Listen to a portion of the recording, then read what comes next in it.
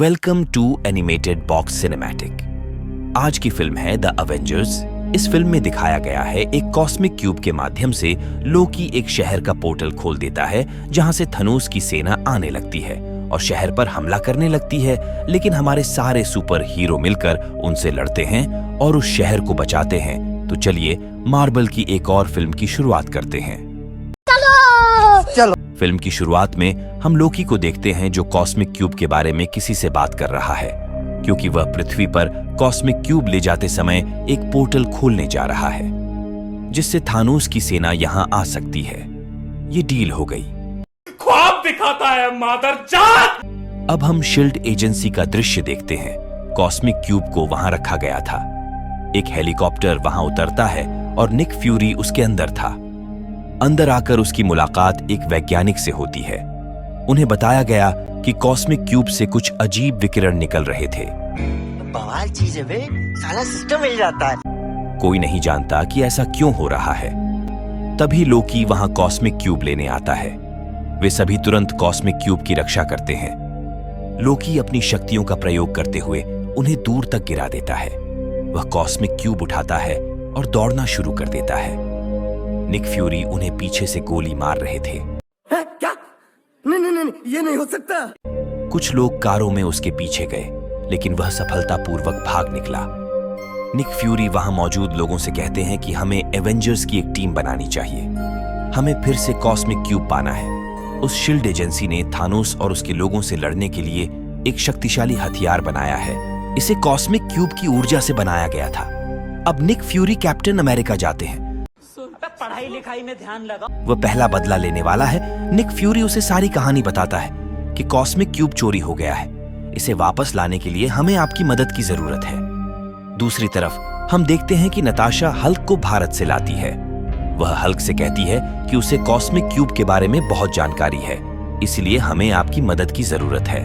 150 रुपया देगा इसे फिर से वापस पाने के लिए। दूसरी तरफ हम एक एजेंट को देखते हैं। वह इसके बारे में टोनी स्टार्क से बात करता है। अब वह एवेंजर्स की टीम में भी आते हैं। हम एक विमान में कैप्टन अमेरिका के साथ एजेंट को देखते हैं। वह उससे कहता है ओ भोंसड़ी वाले चाचा कि आपका काम अच्छा है, मैं इसकी प्रशंसा करता हूँ। अब विमान उतरता है और कैप्टन अमेरिका की मुलाकात हल्क और नताशा से होती है। एक दूसरे से मिलकर वे खुश हो जाते हैं। वे एक जहाज पर बैठते हैं, लेकिन कुछ देर बाद जहाज उड़ने लगता है। इसका मतलब है कि यह एक उड़ने वाला जहाज था। इसके बाद होलोग्राम बनाते हुए निक फ्यूरी इसे अदृश्य बना देता है।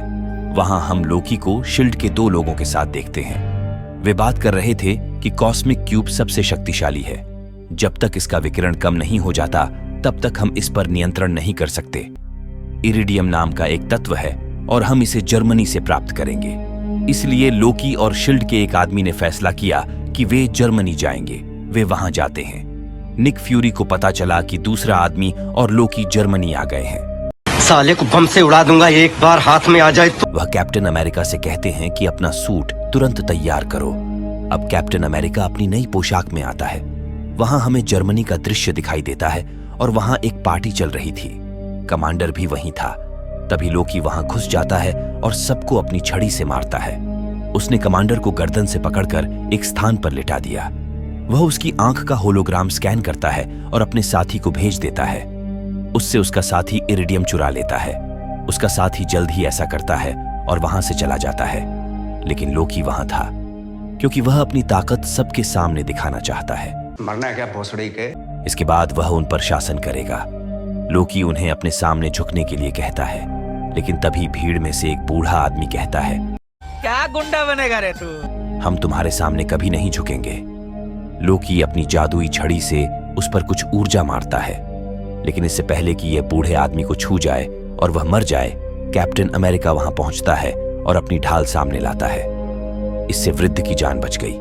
इधर कैप्टन अमेरिका लोकी से कहता है, अबे साले यह आपकी गलत सोच है कि वे आपके सामने झुक जाएंगे।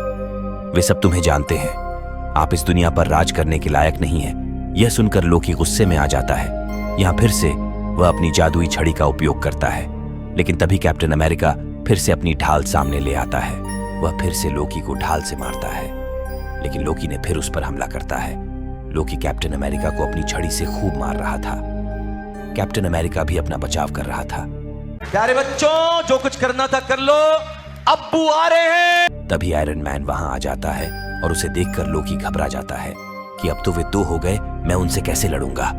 वह तुरंत उनके साथ जाने के लिए तैयार हो जाता है और वे उसे अपने साथ ले जाते हैं। आयरन मैन अपने साथियों से बात कर रहा था। वे इरिडियम पाने के लिए जर्मनी आते हैं, क्योंकि कॉस्मिक क्यूब को नियंत्रित करना कोई आसान काम नहीं है।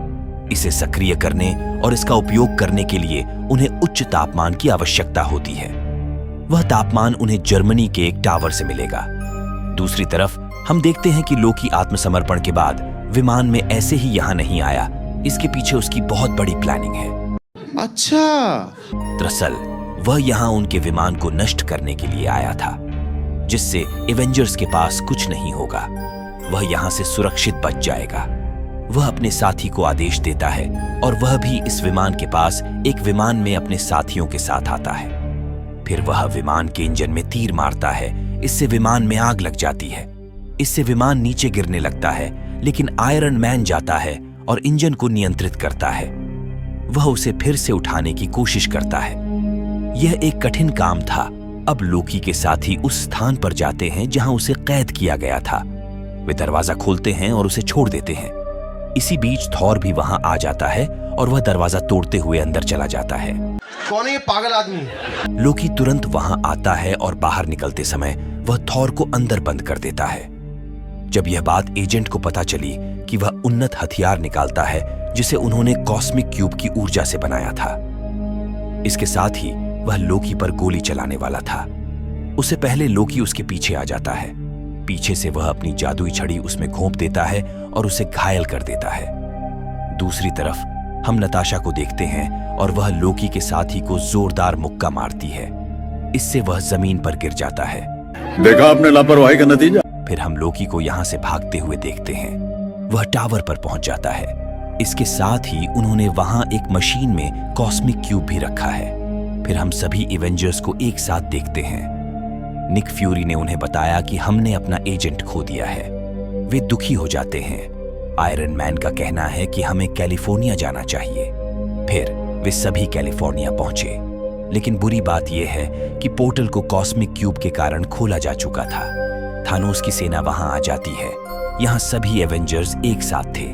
हल्क भी गुस्से में अपने असली गेटअप में आ जाता है।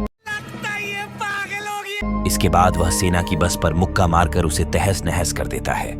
उन्हें चिंता थी कि पोर्टल कैसे बंद करें। इसी बीच निक फ्यूरी को डायरेक्टर्स का फोन आता है। उनका कहना है कि अगर आप इस पोर्टल को बंद नहीं कर सकते, तब हमारे पास इस शहर को मिसाइल से उड़ाने का आखिरी विकल्प है। मिसाइल जल्द ही यहां आने वाली है, इसलिए अपना ख्याल रखें। ये क्या बात करता है यार? निक फ्यूरी ने यह बात आयरन मैन को बताई कि हमारे पास सिर्फ 2.5 मिनट है। हमें पोर्टल बंद करना होगा और हमें मिसाइल को रोकना होगा। नताशा घबरा जाती है। वह लोकी की जादुई छड़ी के साथ पोर्टल पर पहुंचती है। वह पोर्टल से ढेर सारी ऊर्जा निकालते हुए उसे बंद करने की कोशिश करती है, लेकिन फिर आयरन मैन उसे रुकने के लिए कहता है और वह कहता है कि मेरे पास एक और विचार है। 20 रुपए दोगी तो एक राज की बात बताऊं? मेरे पास एक मिसाइल है और मैं इसे उस जगह फेंक दूंगा जहां थानोस की सेना है। वह मिसाइल लेकर उस स्थान पर पहुंचता है और उस स्थान को नष्ट कर देता है, लेकिन काफी देर बाद वह वहां से वापस नहीं लौटा। कैप्टन अमेरिका नताशा से कहता है कि हमारे पास अधिक समय नहीं है। हमें इस पोर्टल को बंद करना होगा, नहीं तो हम भी नष्ट हो जाएंगे। नताशा पोर्टल बंद कर रही थी। आयरन मैन भी पोर्टल में था। वे दुखी थे क्योंकि उन्हें नहीं पता था कि आगे क्या होगा। यदि वे पोर्टल बंद नहीं करेंगे तो उन पर मिसाइल से विस्फोट हो जाएगा।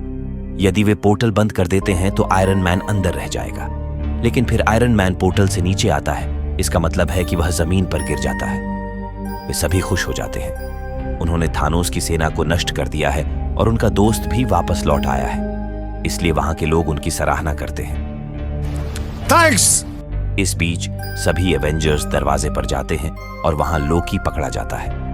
फिर हम देखते हैं कि थॉर के पास लोकी और कॉस्मिक क्यूब भी है। उन्हें अपने साथ लेकर वह असगार्ड पहुंचता है, जो कि हम फिल्म थॉर में देख चुके हैं। तो इस फिल्म में इसका मतलब है एवेंजर्स पार्ट 1 का अंतिम दृश्य, जो हम देखते हैं कि एक शख्स थानोस से कह रहा था कि धरती के लोग ताकतवर हैं, हमें उनसे लड़ने के लिए और मजबूत बनना होगा। यहां थानोस स्माइल पास करता है। इसका मतलब है कि वह इसके लिए भी तैयार है और ये फिल्म यहीं पर समाप्त हो जाती है। इसके आने वाले पार्ट मार्वल प्लेलिस्ट पर ही आएंगे।